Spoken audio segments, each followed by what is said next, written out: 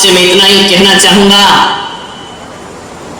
कि आदमी इस 21वीं सदी में जी रहा है। यदि व्यापार से पहले, यदि यह आदमी अपने जीवन में मेरी 3 बातें मान लेगा, कहीं भी चला जाए दुनिया में उसका कहीं भी कोई समस्या उसके सामने आने वाली नहीं है। ध्यान रखना, यदि आदमी ने, इस इंसान ने शिक्षा से पहले संस्कार पा लिए होते, और इस आदमी ने शिक्षा से पहले संस्कार पा लिए होते, और इस आदमी ने भगवान से पहले यदि इंसान को पहचान लिया होता, और इस आदमी ने व्यापार से पहले व्यवहार सुधार लिया होता, तो दुनिया में उस आदमी को कहीं भी कोई कमी मिलने वाली। व्यापार से पहले व्यवहार पर ध्यान दो, और ध्यान रखना शिक्षा से पहले संस्कार पर ध्यान दो, और भगवान से पहले एक इंसान पर ध्यान दो, आपका जीवन सार्थक और सफल हो गया होता। व्यापार व्यवहार से चलता है, और भगवान इंसान के समानांतर हुआ करता है। अरे भगवान मिलता है जब इंसान की पहचान होती है, और व्यापार चलता है जब व्यवहार की पहचान हुआ करती है, और जिंदगी आराम से कटती है जब शिक्षा से पहले संस्कार की पहचान हुआ करती। संस्कारों को पहचानिए अपने जीवन में, अपनी फितरत देखिए, अपनी नीयत देखिए। आपके छोटे छोटे बच्चे होंगे, देखना उस बच्चे से 2 प्रकार के बच्चे होते हैं। एक कोई सामान ले लेता है, दूसरा मांगे तो लड़ते हैं, रोते हैं, छीनते हैं, आंसू बहाते हैं, मैं अपना सामान नहीं दूंगा।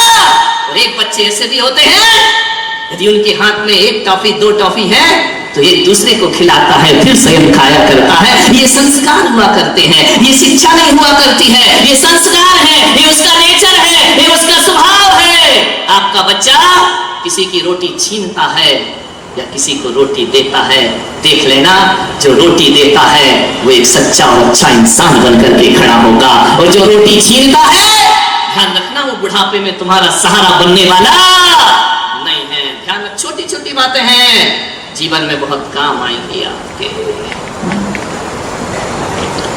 सोचना है, सत्संग करके भी स्वभाव नहीं बदला तो सत्संग का कोई महत्व नहीं हुआ करता है। स्वभाव बदलना होगा, लेकिन क्या करें? आदमी 2 दिन बदलता है, तीसरे दिन आदमी की मूछ और कुत्ते की, इनको टेढ़ी होने में ज्यादा देर नहीं लगता, कब टेढ़ी हो जाए कोई भरोसा नहीं है। आदमी की मूछ कब टेढ़ी हो जाए और कुत्ते की पूंछ कब टेढ़ी हो जाए, कहते हैं ना 12 वर्ष भी पोंगरी में रखो, तब तक तो सीधी है जब तक पोंगरी में है, और जैसे ही बाहर निकली पूंछ टेढ़ी की। ऐसा तो नहीं कि अभी भी तुम लोग इस पंडाल की पोंगरी में तो बैठे हो, लेकिन बाहर निकलो पूंछ टेढ़ी की टेढ़ी। ध्यान रखिए, नहीं बदलिए। मान्यवर आपसे निवेदन है, इंसान हो तुम सब कुछ कर सकते हो, तुम्हारे अंदर बहुत सारी संभावनाएं हुआ करती हैं। इतनी संभावनाएं, आचार्य विमल सारद जी महाराज बहुत महान आचार्य हुए इस देश के, विद्वान थे, पंडित थे, शास्त्र पढ़ते थे। नेमी चंद जिनका नाम था, मुरैना विद्यालय में जो अध्ययन किया करते थे, एक दिन स्कूल से अध्ययन करके मुरैना विद्यालय से अपने घर पहुंचे, पूजन पाठ करके। पिता बिहारी लाल ने कहा कि नेमी चंद गुरुकुल से आ गए? हाँ पिताजी आ गया। जाकर के बैठ गए, धोती दुपट्टा पहने थे, पूजन करके लौटे थे। पिता ने कहा कि नेमी चंद तुम किस चीज का अध्ययन कर रहे हो गुरुकुल में रहकर? बोले मैं धर्म का अध्ययन कर रहा हूं, लौकिक शिक्षा का अध्ययन कर रहा हूं। बोले मुझे तो नहीं लगता कि तुम लौकिक शिक्षा का साथ साथ धर्म भी पढ़ रहे हो। बोले पिताजी मैं धर्म पढ़ता हूं। उन्होंने कहा नहीं, तुम्हें इतना भी संस्कार नहीं आया कि ये कुत्ता भी जब बैठता है ना तो जमीन झाड़ कर बैठता है। नेमी चंद तू तो धर्म पढ़ता है, तू अपने रुमाल से जमीन नहीं झाड़ सका? जहां तू बैठ रहा वहां कितने जीव मरे होंगे, क्या तूने यही किताबों से ज्ञान हासिल किया है? नेमी चंद तू कैसा मेरा पुत्र है जो बैठ गया, तूने रुमाल से परिमार्जन नहीं किया? वो बात ऐसी लगी नेमीचंद के हृदय में। उस नौजवान बालक ने कहा, पिताजी आज से बेटा संकल्प लेता है कि जब भी ये बैठेगा भूमि शोधन करके बैठेगा, और वह नेमीचंद नाम का बालक आगे जाकर आचार्य विमल सागर बन करके खड़ा हो जाया करता है, मयूर पंख की बिच्छी लेकर के बिना परिमार्जन किए जिंदगी भर वो जमीन पर बैठे। ये होते हैं संस्कार, ध्यान रखना। ये किताबों में नहीं मिला करते हैं, ये जीवन में उतरा करते हैं, ये जीवन को बदला करते हैं। मान्यवर, संस्कारों पर विशेष ध्यान दो, छोटी छोटी बातों पे झगड़ा मत करो, और महिलाएं अपनी जिंदगी में जिद करना छोड़ दो। ये बहुत जिद्दी हो, यहाँ की नहीं पूना की, ये तो बहुत अच्छी है।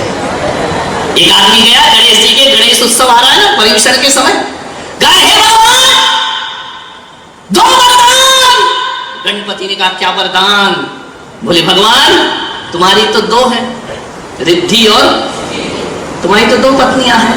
गणपति की रिद्धि और सिद्धि तो गणेश की पत्नियां हैं। तो गणेश ने कहा क्या प्रॉब्लम है? बोले मेरी एक ही है। बोले क्या मतलब दो चाहिए क्या तुझे? बोले नहीं गणेश जी आपकी तो दो है, एक रिद्धि है एक सिद्धि है, मैं एक से परेशान हूँ। बोले क्यों? बोले ना वो रिद्धि है ना सिद्धि है, दुनिया में सबसे ज्यादा जिद्दी है, जिनके कारण मैं महिलाएं जिद करना छोड़ दो और आदमी गुस्सा करना छोड़ दे तो वो 2 कमरे का फ्लैट देना किसी स्वर्ग से कम नहीं हुआ करता है। स्वर्ग जैसा वातावरण वहां पर। बहुत जिद करती है महिलाएं, हट जाए त्रिया हट, और नहीं माना तो फिर चल है। ध्यान रखिए, जिद करना चाहिए। जिद्दी स्वभाव घर को बना बर्बाद करता है। ध्यान रखिए। कितने लोग हैं तुम्हारे घरों में बताइए? इतनी महिलाएं इतने आदमी हैं, कितने मेंबर होंगे? 3 4, हम 2, हमारे 2 भी नहीं है, अब तो 1 है वो भी बाहर पढ़ रहा है। ध्यान रखना, हम 2 हमारे 2 ये भी नहीं है, 4-5 मेंबर हैं। मुझे बताओ 4-5 मेंबर में एडजस्टमेंट नहीं कर सकते हो? कैसे वो लोग रहे होंगे जहां दर्जनों दर्जनों बच्चे होते थे और जीवन के अंतिम तक तो समय तक संयुक्त परिवार में जीवन गुजारा करते थे। 4-5 लोगों में नहीं हो रहे बस में, 4-5 लोगों में एडजस्टमेंट कर लो। नहीं आए समझ में, मुझ पुलक सागर को देख लो, 80 लोगों की चतुर्मास कमेटी को एडजस्ट करके चल रहा हूं, और इससे बड़ा उदाहरण है नंदू जी 80 को करना हो। ध्यान, तुम्हारे यहाँ तो 2-4 ही लोग होंगे। होता क्या है? ये समाज है। मैं अकेला पुलक सागर 25 साल से हजारों लोगों में एडजस्टमेंट करके चलता हूँ। जहां जहां मेरे चतुर्मास होते हैं कोई विवाद नहीं होता, कोई झगड़े नहीं होते हैं। मैं फालतू के पचड़े में पड़ता ही नहीं हूँ। चाहे तुम दूध चढ़ाओ तो मुझे कुछ लेना देना नहीं है, और जल चढ़ाओ तो मुझे कुछ लेना देना। मैं तो छोटा आदमी छोटी बातें करता हूँ। ध्यान रखिए, आपसे इतना ही निवेदन है। मैं इतनी समाज को एडजस्ट करके चल रहा हूँ। समाज को एडजस्ट करना बच्चों का खेल नहीं है। ये मेंढक तोलने के समान है। एक मेंढक रखो दूसरा उछल जाता है, उछल के वहां चला जाता है। एक को मनाओ दूजा रूठ जाता है, और शीशा हो या दिल आखिर टूट जाता है। ध्यान रखिए, कैसे कर रहा हूं मैं पार्षद जी? ये समाज बहुत कठिन है, ये बहुत बड़ी तपस्या है। मैं कहता हूं जब मैं हजारों को एडजस्टमेंट कर लेता हूं तो तुम भी अपने घर में 4 लोगों को एडजस्टमेंट कर लो, तुम्हारा जीवन भी आनंद में परिवर्तित है। अब इतने बड़े परिवार बचे कहां हैं? 2-4 लोग हैं, उन्हीं में तनातनी चलती रहती है, उन्हीं में खींचतान चलती रहती है। वो उससे नहीं बोलता, वो उससे नहीं बोलता है। जिंदगी को नरक मत बनाओ। अरे कितना जीना है मेरे भाई, 40-50 के तो हो गए हो, 30 के तो हो गए हो, कोई भरोसा जिंदगी का नहीं है। ए माटी के पुतले ना इतरा के चल, ए माटी के पुतले ना इतरा के चल, तेरे जीवन का कोई भरोसा नहीं, और बूंद पानी का पड़ते ही गल जाएगा कच्चे बर्तन का कोई। ये मिट्टी का कच्चा घड़ा लेकर किसे घरों में अशांति पैदा करते हो? घरों में शांति रखो, सुख रखो, सुकून रखो। छोटी सी जिंदगी है, आदमी सब कुछ कर सकता है। एक बात ध्यान रखना, किसी आदमी को कितनी उपाधियां मिलती हैं। इसी आदमी को कोई भगवान कह देता है, इसी को कोई इंसान कह देता है, इसी आदमी को है, और इसी आदमी को कोई गधा का उदाहरण भी दे दिया करता है। इसी आदमी को कोई, अब ज्यादा नीची भाषा मत बुलवा मुझसे, है ना, ध्यान रखना मान्यवर। जानवर भी कह दिया जाता है आदमी को, तो जानवर है। कभी आपने कहा देखा किसी जानवर को इंसान कह के बोला गया कि अरे गधे तो इंसान है? कभी नहीं बोला जाता है। किसी देवता को इंसान कहा गया हो? इंसान को देवता जरूर कहा जा सकता है, गधे को इंसान नहीं कहा जाता है। इंसान को, आदमी को तो कह सकते हो कि आदमी गधे। ध्यान रखना, कभी किसी गधे को मिलाप चंद कहा? ओ मिलाप चंद बोला? नहीं बोला जाता है ना। ध्यान रखना, इंसान को भगवान भी बोला जाता है, लेकिन किसी भी भगवान को इंसान कह करके नहीं बुलाया जाता है। इसका मतलब है कि भगवान कभी शैतान नहीं बन सकता है, जानवर कभी इंसान नहीं बन सकता है, देवता कभी इंसान नहीं बन सकते हैं, लेकिन इंसान ऐसा है वो भगवान भी बन सकता है, महान भी बन सकता है, और अपनी हैवानियत से गिर जाए तो शैतान और जानवर भी बन सकते। आपके अंदर संभावनाएं हैं, आपको अपनी जिंदगी कैसे जीना। एक बार यही हुआ, एक महिला पति पत्नी में झगड़े हो गए, पति पत्नी में इतने झगड़े हुए कि एक दूसरे से जब झगड़े होते हैं ना, अब शब्द बोलना शुरू हो जाते हैं। ध्यान रखना, पति ने कह दिया गुस्से में, तेरी शादी तो किसी गधे से होना थी। पत्नी ने कहा इसलिए मेरे बाप ने तेरे से की है। ध्यान रखना, सोचना है मान्यवर। एक ही चीज आपसे कहूंगा, एक महिला बहुत श्रृंगार की, लिपस्टिक ब्यूटी पार्लर से चमक धमक के लीपा पोती करके बिल्कुल बाल लाल कटा के पहुंच गई किसी की शादी में। अब जैसे ही पहुंची, उम्र तो थी 60-70 की, लेकिन दिल है कि मानता नहीं। सच धज के पहुंच गई, शादी में बैठ गई, बाजू में बूढ़ा पति बैठ गया। उसने कहा देखो मैं कितनी अच्छी लग रही हूँ। बोले बोले बहुत अच्छी लग रही, तू तो बहुत अच्छी लग रही है। बोले देखो वो आदमी मुझे घूर घूर के देख रहा है। उस बुढ़े ने देखा, बोले हाँ देख तो रहा है घूर घूर के। बोले देखो मैंने कहा था ना थोड़े अच्छे से रहा करो, सच संवर के रहा करो, कैसा घूर घूर के देख रहा है। उसने कहा पागल ज्यादा बड़ी बड़ी बातें मत सोच। बोले क्यों? बोले कबाड़ी है, भंगार देख रहा है। टूटा फूटा कबाड़ा देखा है, 60 साल की बुढ़िया को देख रहा है तो कबाड़ी होगा, भंगार बेचने वाला होगा। ध्यान रखिए मान्यवर, चेहरे सुंदर से कुछ नहीं होता, चरित्र सुंदर बनाइए। मैं मानता हूं कि जीवन में पहला आकर्षण चेहरे का। जब आप किसी से मिलते हैं, शादी करते हैं, लड़का लड़की देखने जाता है, क्या देखता है? चेहरा देखा करता है ना। पहला आकर्षण चेहरे का होता है। लेकिन एक बात बताना युवाओं, चेहरे का आकर्षण, फर्स्ट इंप्रेशन किसका होता है? जब मैं यहां प्रवेश किया सबसे पहले तुमने क्या देखा? मेरी भाषा देखी, व्यवहार देखा या क्या देखा?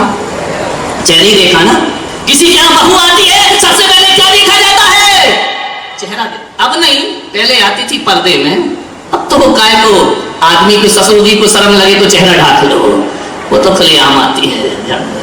चेहरे का आकर्षण सबसे पहला होता है। सूत्र दे रहा हूं जीवन जीने का। दूसरा आकर्षण भाषा का होता है, कैसे बोलते हो आप। ध्यान रखिए, एक बात याद रखना, सुंदर चेहरा ज्यादा दिन अच्छा नहीं लगता है। 1 दिन 2 दिन 3 दिन सुंदर चेहरा कितने दिन अच्छा लगेगा? 6 महीने, साल भर, उसके बाद वही चेहरा देख देख के बोर हो जाता है आदमी, ऊब जाता है आदमी। एक चेहरा ज्यादा दिन सुंदर नहीं लगता है। दूसरा प्रभाव भाषा का। आप कैसी भाषा बोलते हैं? आपके वचन सभ्य है या असभ्य है? आप शिष्ट भाषा बोलते हैं या अशिष्ट भाषा बोलते हैं? चेहरे से आकर्षण होता है, भाषा से जुड़ाव हुआ करता है। ध्यान रखना, आप किस तरह के शब्दों का प्रयोग करते हैं, कैसे शब्द। फर्स्ट इंप्रेशन जो होता है वह चेहरे का होता है, सेकेंड इंप्रेशन जो होता है भाषा का होता है, और तीसरा जो इंप्रेशन होता है वह व्यवहार का इंप्रेशन होता है। और एक बात याद रखना, चेहरे का आकर्षण ज्यादा दिन नहीं टिकता है, भाषा का आकर्षण ज्यादा दिन नहीं टिकता है, लेकिन जीवन में सबसे बड़ा आकर्षण जो होता है, जो 60 जन्म की कसमें खिलाता है, वो व्यवहार का आकर्षण हुआ करता है। जो कहा जाता है कि जन्म जन्म का साथ है हमारा, 7 जन्मों की कसम। ध्यान रखना, चेहरे से नहीं खाई जाती, वो खाई जाती है आदमी के व्यवहार से। और यदि आपका व्यवहार गड़बड़ है ना, तो एक पत्नी कहेगी भगवान ये मेरा आखिरी जन्म होना चाहिए, दोबारा ये मिलना नहीं चाहिए। चेहरा, व्यवहार जीवन की सबसे बड़ी पूंजी हुआ करती है। एक संस्कारों की बात करता हूं। मैं सन 2000 में या 2001 में उत्तर प्रदेश के फिरोजाबाद शहर में गया। शहर के बाहर एक नसिया जी थी, वहां पर मुझे रोका गया। कुछ दिन मेरा वहां मुकाम रहा। मैं दोपहर को 3 बजे 4 बजे पब्लिक के मिलने का समय होता है, मैंने द्वार खोले, लोग आए। एक अम्मा आई, बुजुर्ग 60-70 साल की रही होगी, आकर चुपचाप बैठ गई। एक दिन आई, मैं कुछ ना बोला। 2 दिन आई, मैं कुछ ना बोला। 3 दिन आई, मैं भी नहीं बोला, वो भी नहीं बोली। चुपचाप बैठ के देखती, प्रणाम करती, जब तक मन लगता बैठती, कोई वार्तालाप नहीं, प्रणाम करे और घर चली जाए। एक दिन मैं अकेला था और वो आ गई। संग के 1-2 लड़के बैठे थे मेरे पास। वो आकर 10 मिनट बैठी रही। मुझे भीतर से लगा कि रोज आती है, 2 शब्द बोल लो, अपना क्या बिगड़ता है। मैंने कहा माता जी कहां रहती हो? उसकी आंखें भर गई। उसने कहा महाराज इसी धर्मशाला में रहती हो। मैंने कहा क्या करती हो? बोली इस उम्र में क्या करूंगी। मैंने कहा आपके परिवार में कौन कौन है? बोली कोई नहीं है, ना लड़का है ना लड़की। मैंने कहा दादाजी? बोले वो तो बहुत पहले चले गए। बिल्कुल अकेली हो? हाँ महाराज। क्या करती हो? कुछ नहीं, बच्चों को पाठशाला पढ़ाती हूँ। सफेद साड़ी पहनती है, बच्चों को पाठशाला पढ़ा दिया करती हूँ। 2000 की बात है, 2001 की। मैंने कहा अम्मा जी तुम्हारा गुजारा कैसे चलता है? उसने कहा मेरे पति की पेंशन मिलती है 300 रुपए महीने। सोचिए 300 रुपए महीने, आपके यहाँ 3 लाख आते हैं फिर भी कमी है, और वो 300 रुपए में गुजारा किया करती है। मैंने उससे पूछा कि अम्मा जी 300 रुपए में तो गैस का सिलेंडर भरता है, तुम गुजारा कर लेती हो? इतना प्यारा जवाब उस माँ ने दिया कि महाराज करना चाहो तो 300 रुपए में भी हो सकता है, और नहीं करना चाहो तो 3 लाख में भी गुजारा नहीं हो सकता है। क्या कमी है? महाराज मेरे 2 वस्त्रों का नियम है, तीसरी साड़ी आती है, पहली वाली छोड़ दिया करती हो, 2 ही कपड़े पहनती। महाराज इस एक बुढ़िया के लिए 2 रोटी मिल गई, दाल मिल गई, गुजारा आराम से गुजरता है। दिन भर अरहंत नाम भजती हूँ, सिद्ध नाम भजा करती हूँ, उसी के भरोसे इस मंदिर में रहती हूँ। मैंने कहा दादी कभी कोई समस्या हुई तो? बोले कुछ नहीं, वो है ना वो सब व्यवस्था करता है। 25 साल से मैं यहाँ पर हूँ, कोई तकलीफ नहीं महाराज। उस बुढ़िया के चेहरे पर इतना आनंद दिखा, मुझे इतना आनंद, शायद उतना आनंद किसी बड़े बड़े संतों के चेहरे पर भी दिखाई नहीं दिया करता है। कोई जरूरी नहीं है कि जो घर बार छोड़ के चला जाए वो सन्यासी होता है। सन्यासियों का आनंद तो घर बैठकर भी प्राप्त किया जाता है, घर बैठकर भी अपने उस आनंद को। उस बुढ़िया में इतना संतोष। मैंने कहा अम्मा जी क्या पढ़ाती हो? बोले द्रव्य संग्रह तत्वार सूत्र 6 धारा। मैंने कहा अम्मा जी तुम पढ़ी लिखी कहां तक हो? बोले 1 क्लास भी नहीं। देखिए जो कभी स्कूल नहीं गई। मैंने कहा अम्मा जी जब स्कूल नहीं गई तो पढ़ाती कैसे हो संस्कृत, ये तत्वासूत्र कैसे पढ़ाती हो? बोले महाराज मेरे पिताजी पुराने ख्याल के थे, उन्होंने मेरी सारी शिक्षा घर पर ही कराई, लेकिन वो इस तरह के व्यक्ति थे कि उन्होंने मुझे पढ़ना नहीं सिखाया। उनका ऐसा कैसे हो सकता है?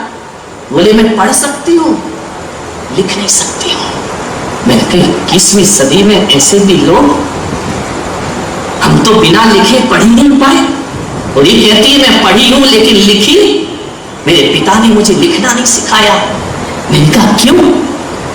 बोले मेरे पिताजी अक्सर कहते थे बेटी तू पढ़ना जितना सीखना है मैं सिखा दूंगा, कलम मत पकड़ना कभी जिंदगी में।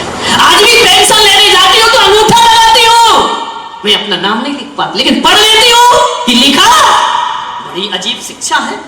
मैंने कहा ऐसा क्यों किया तुम्हारे पिताजी ने? बोले इसलिए किया कि बेटी जिस दिन मैं तेरा विवाह कर दूंगा, शादी कर दूंगा, और तू जब ससुराल में जाएगी और ससुराल में जब तेरा मन नहीं लगेगा और ससुराल में यदि तुझे कष्ट मिलेंगे और मैं तुझे लिखना सिखाऊंगा ना तो तू मुझे चिट्ठियों में शिकायतें लिख करके भेजेगी।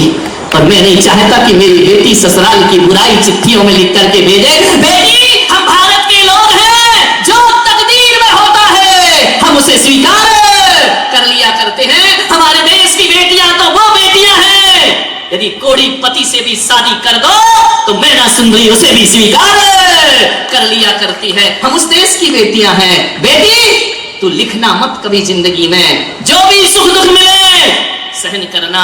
पहले मोबाइल तो चलते नहीं थे, फोन तो चलते नहीं थे, चिट्ठियां लिखी जाती थी। कितना अच्छा युग था वो चिट्ठियों का, कैसे कैसे अरमान लिखे जाते थे, अच्छे अच्छे शब्दों का संकलन हुआ करता था। मोबाइल में आज तक किसी बेटी ने नहीं कहा होगा कि पूज्य पिताजी प्रणाम, लेकिन चिट्ठियों में लिखा जाता था पूज्य पिताजी। अब तो हाय हेलो हेलो डैड, जीते जी मार डालो उसको, डैड कर दिया।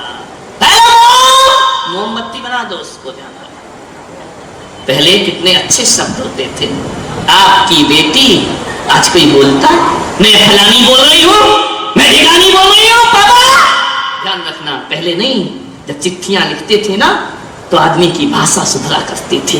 पोस्टमैन आता था, दौड़कर बाहर जाते थे, चिट्ठी आई, किसी का संदेश आया होगा और एक चिट्ठी आ जाए पूरा घर चिट्ठी छीनता था। किसकी चिट्ठी, किसकी चिट्ठी? कहां गए वो दिन हमारे, कहां गई वो संस्कृति? अब तो व्हाट्सएप पे सारे मैसेज चले जाते हैं, ना तो भेजने वाले को पता कि क्या लिखा है और ना पढ़ने वाले को पता कि क्या लिखा है। वो यहां से फॉरवर्ड करता है, वो वहां से फॉरवर्ड कर देता। बदल गया जमाना, कहां गए वो चिट्ठियों के दिन? सोचिए, विचार करिए, कितने अच्छे अच्छे शब्दों का संकलन हुआ करता था। मान्यवर, बदल गई संस्कृतियां, बदल गई सभ्यताएं।